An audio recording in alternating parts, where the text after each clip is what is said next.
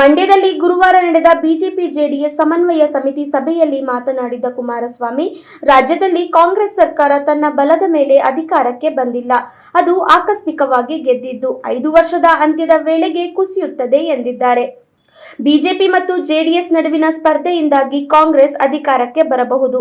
ಈಗ ಎಲ್ಲ 28 ಲೋಕಸಭಾ ಕ್ಷೇತ್ರಗಳಲ್ಲಿ ಮೈತ್ರಿ ಅಭ್ಯರ್ಥಿಗಳು ಗೆಲ್ಲುತ್ತಾರೆ.